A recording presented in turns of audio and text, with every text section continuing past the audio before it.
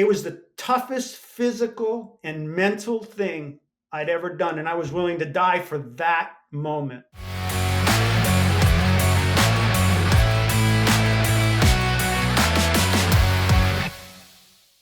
Hello, and welcome to the Mindset and Self-Mastery Show. I'm your host, Nick McGowan. Today on the show, we have David Brown. David, how you doing? I'm doing excellent, Nick. Thanks for asking. Absolutely. I'm glad that you're here. I'm really excited to get into all of this. I need to get the cat out of the bag. You are an ex-Navy SEAL, and what a cool thing. I could only imagine the chaos, the experiences, the life lessons, the oh shit moments, all the things that come into that. And that's part of the reason why I wanted to have you on the show, is to be able to talk about not only those experiences, but how they relate to people that aren't SEALs or won't ever become a SEAL. And I've even made a joke, before we hit record, like, what about the people that are standing in their office wanting to slap somebody across the face with that coffee cup? Like, how do they not? What do they do differently? And how do they manage themselves through it? But why don't you kick us off? Tell us what you do for a living and what's one thing most people don't know about you that's maybe a little odd or bizarre. Well, currently, I am the author and I am marketing my book, and Goliath. And the thing that people don't know about me is I am a former semi-professional wakeboarder, and I competed on a water ski show team in the Midwest. Water ski show team in the Midwest. That's pretty interesting just by itself. Did you grow up like outside of a lake, or did you and your family go, or like, how did you get into all of that? Well, as you can imagine from being a Navy SEAL, I was always interested in the water. I didn't grow up in the Midwest. And in fact, I didn't take up wakeboarding or skiing until I was in my mid 30s working for the Environmental Protection Agency. I was a special agent, and I bought a house on a lake. And within 6 months, I learned taught myself how to wakeboard. I was sponsored by a number of companies. And then I joined the Arch Rivals, which is out of St. Louis. Makes sense, right? The St. Louis Arch. And we were called the Arch Rivals. And we competed around a team of probably 40 or 50 people. And we did the stuff like you see at Cypress Gardens. We built pyramids and ramps. And I was flying over people and on my wakeboard, jumping over people. And we were doing all kinds of fun stuff. Man, what a cool thing. And especially in your 30s. Like, I grew up as a rollerblader and an aggressive skater, and I remember there were friends that skateboarded, and they did it after high school for a few years. I even tried to skate a few years after high school and like wrecked my ankle and was like, note to self, I'm not 15 anymore.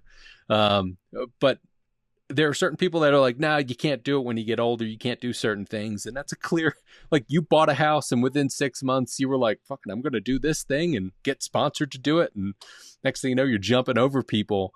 What a wild thing. Like, you probably didn't think about that a year before. Like, you know what? In about 9 months, I'll be 50 feet in the air flying over somebody with a board underneath. It wasn't in my wildest imagination. But when you get an opportunity, you take it. And we're going to talk about that some more, what opportunities are and how and why people get them.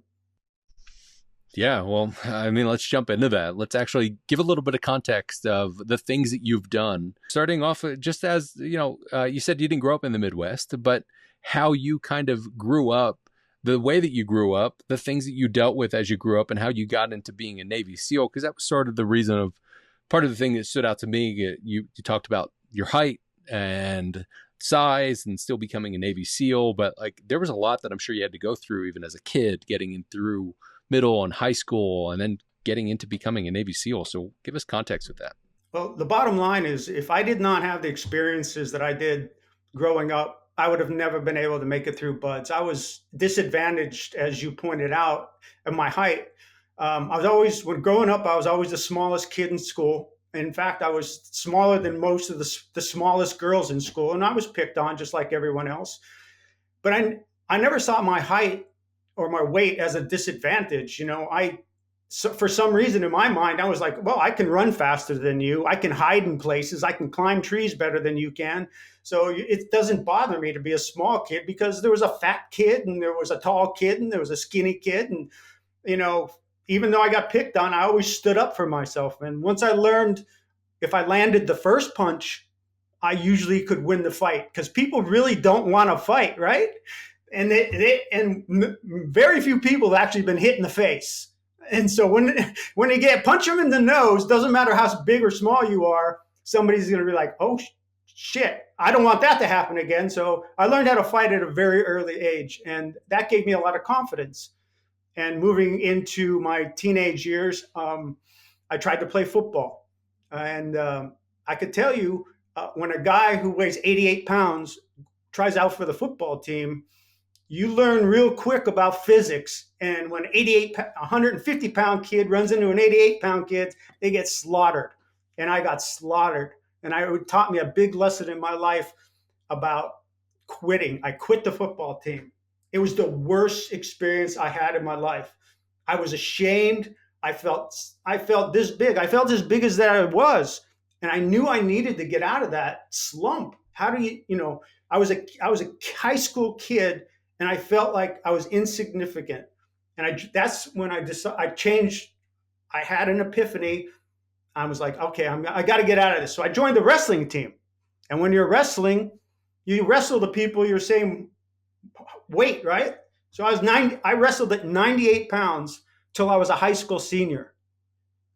And I did really well. I was a district champ at 98 pounds. And that really helped me build my confidence back and my muscle structure because I wanted to be a Navy SEAL. Didn't even know what they were till I went to the Navy recruiter. Back in 1980, there weren't any movies or books about Navy SEALs. So I went to the Navy recruiter, and I'm like, he gave me a book that says these are jobs you could do in the Navy. And all of a sudden, I come across the page that says UDT SEAL, and I'm like, wait a second. They jump out of airplanes. They have machine guns. They blow up stuff.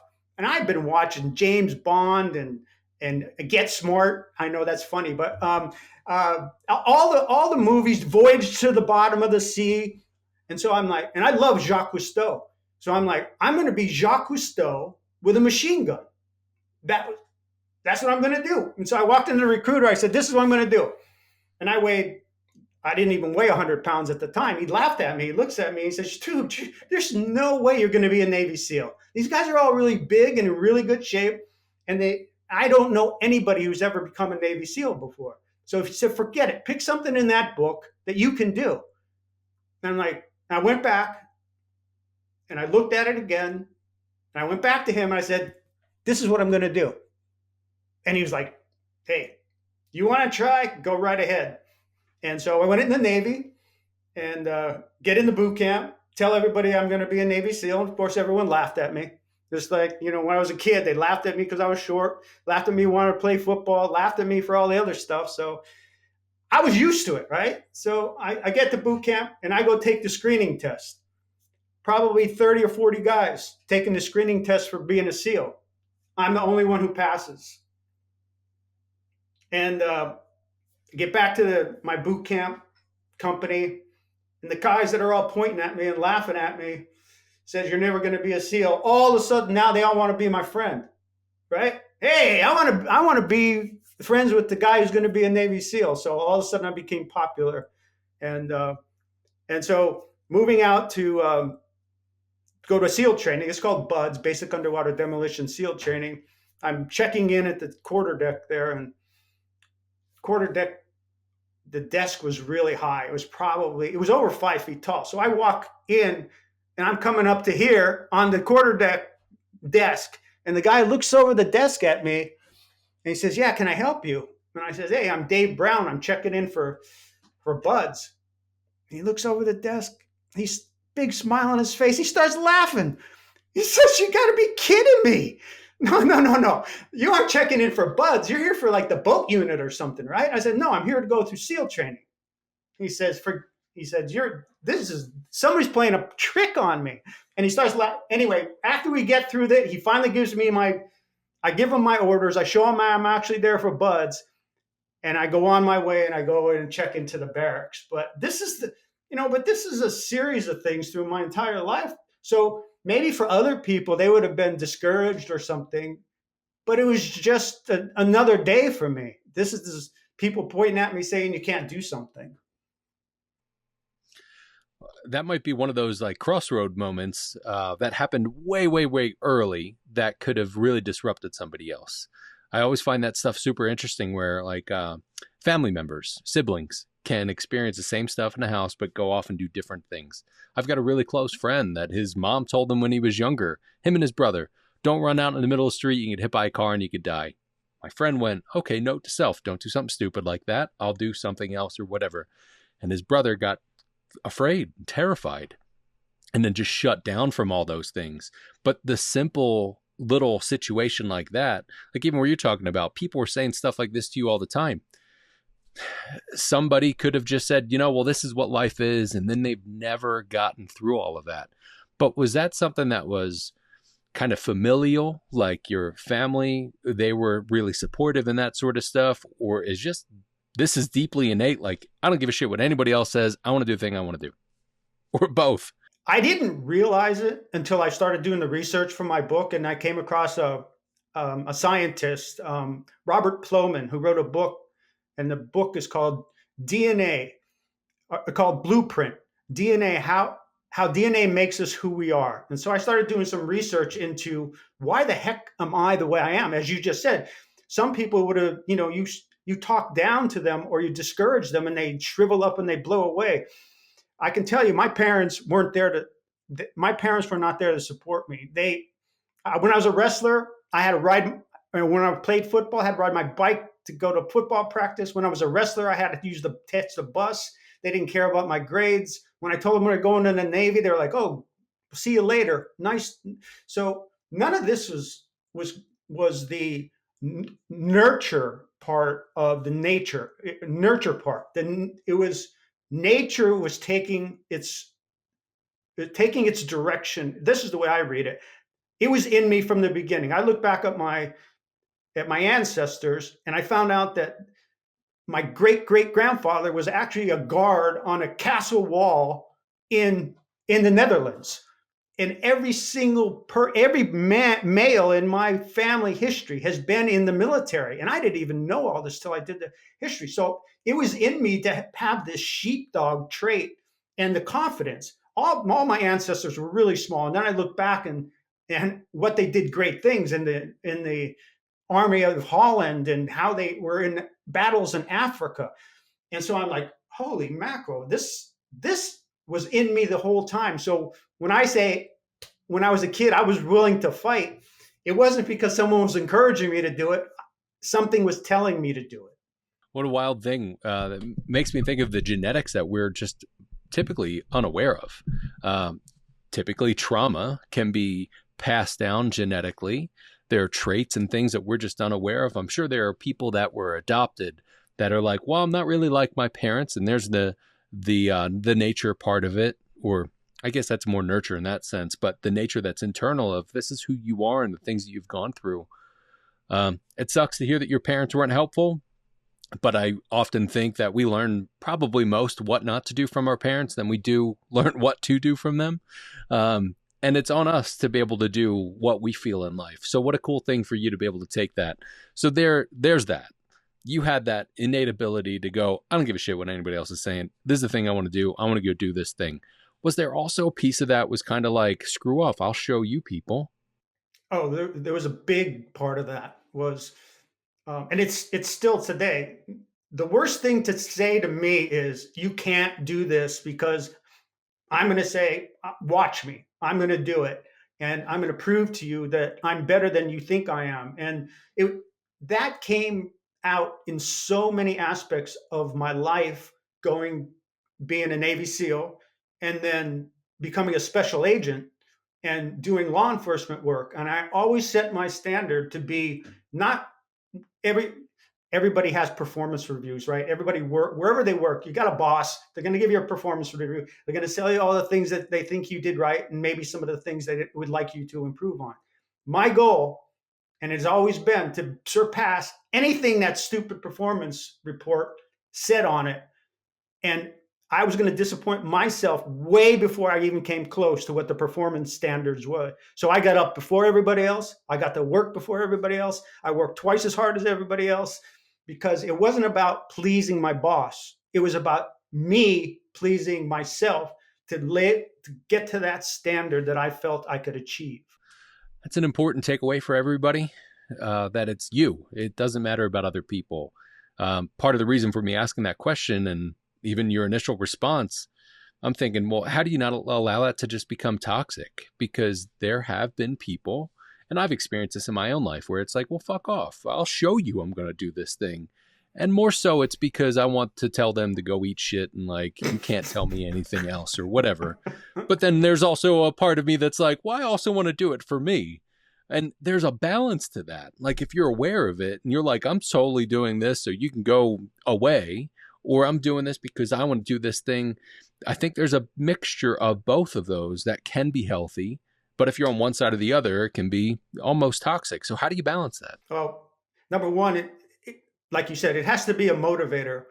If it becomes a vengeance, that is a bad trait. That, you know what, it may vengeance may give you momentary success, but in the long run, it's going to bring you down. And I never, yes, I'm human just like everybody else. When somebody says that to me, I get mad. I'm going to say, I'm going to show you. But it wasn't as much in the end that I wanted to show them. I wanted to prove to myself. And that's where I had problems, believe it or not, with that attitude, because as I went through life, every time I made some achievement, I always looked to the next mountain. So I climbed this mountain, right? And I'm like, most people would just stop, smell the roses, and say, okay, I achieved this, go on vacation or do whatever. I never did that.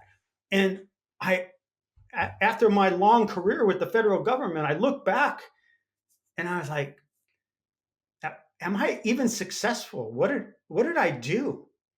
I mean, I was a SEAL, special agent in charge, senior executive for the federal government. And I had to look back at my life and I had to reevaluate, and I say, what does success mean to me? What How come I can't grab that feeling of, oh, you did all these great things, you should feel good about yourself? And I didn't feel good about myself. So I had to reevaluate that, and I had to understand, what the heck does success mean to me? And that's the important part.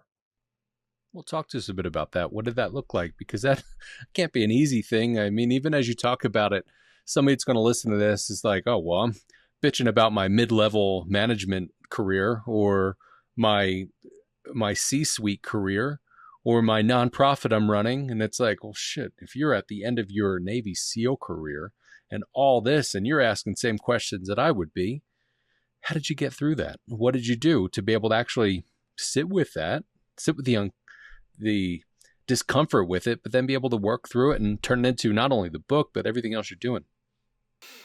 The book was a major therapy session for me, in that, going back all the way to the stories we talked about, and fighting kids in grade school to, you know my most difficult moments going through SEAL training, and how I was able to not quit. And here's the key about not quitting. It's not quitting does not guarantee you win. Not quitting doesn't mean you made the grade. Not quitting doesn't mean you passed the run time in buds and you're still a failure. I had to realize that not quitting is not enough. And so when I look going forward, to answer your question, I didn't quit in buds, but I succeeded. I went beyond that. And so I started to go back and look at the things that I had really done. And now, finally, I'm 62 years old, right? I've done a lot of things. I'm still doing new things every day, and I love it. Now I finally found what success is for me. Waking up every day in a positive attitude. And if I can accomplish being positive all day, everything I did in the past doesn't matter what success is, because success is today. Success is what I'm doing today. As they used to say in buds, the only easy day is yesterday. And that I live by that statement every day. The only easy day was yesterday, and today I challenge myself every day. And it's not about the certificate. It's not about getting my trident or my badge. You can see I got my badge, I got my book, I got my beautiful wife, I got all these things. But for me, success is every day challenging myself to be the best person I can be. Easier said than done, you know, obviously. And I'm sure there are days where you wake up and you think like, fuck, my back hurts, or oh my God, it's cold in here, or whatever. And those things could set some people off and get them on a trajectory where the rest of the day is just terrible. It's almost like you wake up and you stub your toe instantly. And it's like, that could be a terrible thing. There's also something to be said about kind of that bypassing toxic positivity of it, of like everything's okay. The house is in the middle of burning down, but we're all going to be totally fine. Like, no, you don't realize that your house is burning down. But being able to actually understand that your attitude, your mindset, the way that your mental health is a portion to all of that. But it also sounds like kind of a core point of what you're talking about is like being here right now, like today, right here, and going through doing the things you can do today, which must have been kind of difficult then looking back through everything you've done before. But let's actually talk about some of those key moments or like pivotal moments. You'd mentioned about training and going through buds and that sort of stuff. So maybe it's a time through buds, or are there any times that you can talk about SEAL stories wise that you often relate back to and go, well, that was one of those pivotal moments where I learned whatever this thing is, and how I look at life now or how I go about life is because of that time. Yeah, absolutely. There was the one moment in my life that changed. I don't want to say it changed my life. It didn't change me. What it did is it revealed the person that I really am. And I'm going to have to tell a little bit of a story about SEAL training. Is, some people say it's the toughest training, military training, and I can attest that it wasn't easy. And everybody has a weakness in buds. It could be swimming. It could be fear of heights. It could be cold. It could be heat. My uh, kryptonite, if you will, was running. I was terrible. And my inseam is 28 inches. You got these guys with these long legs and striding through the soft sand in boots and running up and down the sand dunes, and they're all leaving me in the dust. And I'm doing everything I can, trying to keep up. And I was terrible. I was just terrible. And if you've ever heard of Hell Week, it's a very long week of which they do all kinds of nasty things, and you're up for 5 days straight. But right before Hell Week, I fell behind on a run, and they had this thing called a goon squad, and that meant if you fell behind, they would take you and whoever was there, and they'd throw you in the ocean, make you roll around in the sand, get as miserable as possible, and exercise you to exhaustion, to a complete collapse. And their thought was, if we keep doing this to these guys, that they'll get better, and they'll either keep up with the rest of the crew, or they're going to quit. And of course, they don't care what's going to happen. So I fell behind on this run, and I saw the class running out in front of me, and the ambulance was right behind me, and we're in the soft sand. And in the back of my mind, it's saying, "You're not going to make it. You're not going to make it. This is it. This is your breaking point, because there's no way you're going to catch up to these guys." And I had been in the goon squad 4 or 5 times, and I just knew I could not get through buds in the goon squad. So I started falling behind, and I had swore to myself as a kid I would never cry.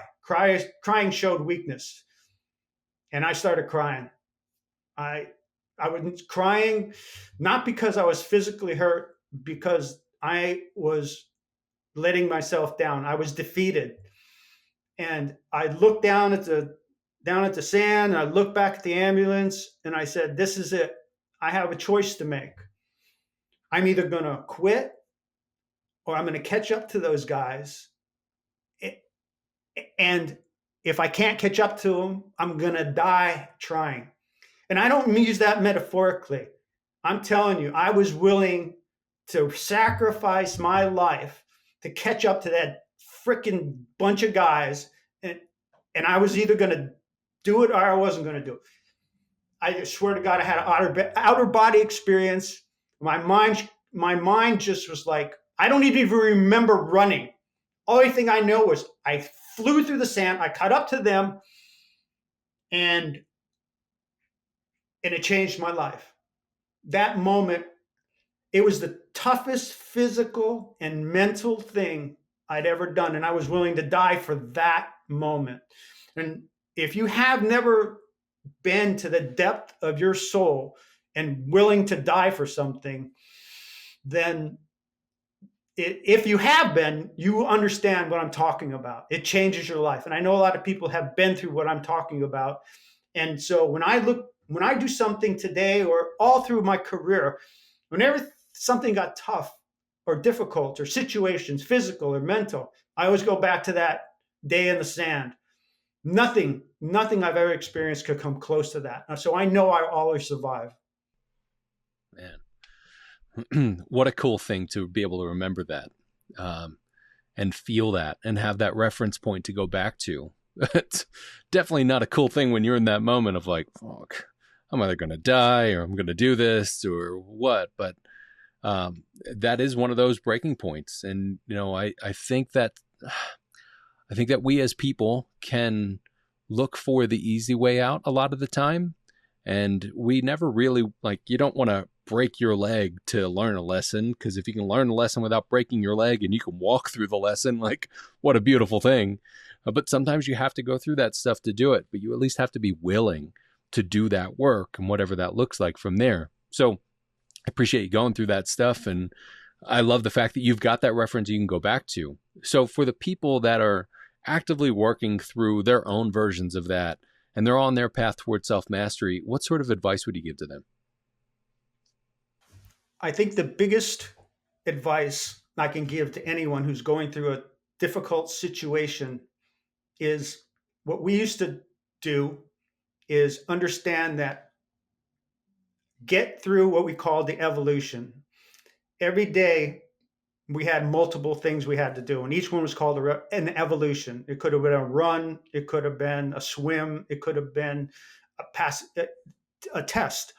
No matter what we did, no matter how hard it was, we all knew that at when the clock struck 12 at the end of that evolution, you were successful, and that there would be another evolution after that, but you just needed to get to the end of that evolution. So whatever you're going through, I guess what I'm saying is it will end.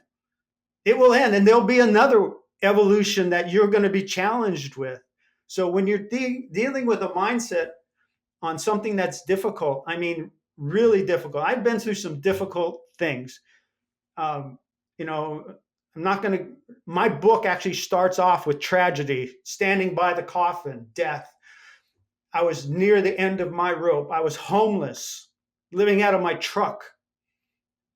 I could not have been lower in my life than that point. It was like I was on the sand, in the sand, but this was in a personal, emotional, and I knew looking back on that evolution would end too. And I went beyond that. And that's the advice in a short term.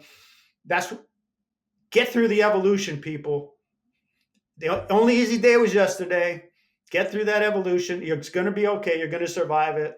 And then when you come out of it, the great thing is you're going to reveal, you're not going to grow some great confidence that you didn't have before. But what it's going to show you is what you are made of. I think that's the right saying. It's not, it doesn't make you better. It reveals how good you really are. Hmm. And it takes courage to be able to actually get to those spaces where you can allow yourself to do that. And it makes me think like, people say, I want millions, millions of dollars, and the money won't make you any different. It'll only bring out the things that are inside of you. Like if you're already a shitty person, you're just going to be shittier with more money. If you're a great person, you're going to be greater with more money. But it's what you do with those things and being able to have those moments. And I think those are pivotal moments for people where they go, huh, I can do this. Look at what I did. Or I can get through this thing. I can survive this. Or whatever that is, it takes us actually going through that. I'd love for all of us to be able to understand just by listening, go, oh, well, David says this, got it. But for the most part, we all need to go through our own shit. So at least this is I don't know, this is some help to go, look, other people have gone through the things you're going through. So David, I appreciate you being on, sharing everything you've shared today. Before I let you go, where can people find you and where can they connect with you? You can, if you want to know my story, learn a little bit about my story, you can go to my webpage. I have udtdave.com, and it's got some great photos if you want to look at photos about being SEAL team and all that stuff. And you can also contact me. My email is udtdave@gmail.com. And if you're not familiar, UDT means underwater demolition team, frogman. And I was the last of the frogmen. My Bud's class was one of the last classes that actually graduated frogmen and went to UDT teams. In '83, we converted from UDT to all SEAL teams, but I was of the last of the breed. Wow, that's really cool. Well, Dave, it's been awesome having you on today. I appreciate your time. Thank you so much. I was a lot of fun, and good luck to you, Nick. Wonderful show. Thank you.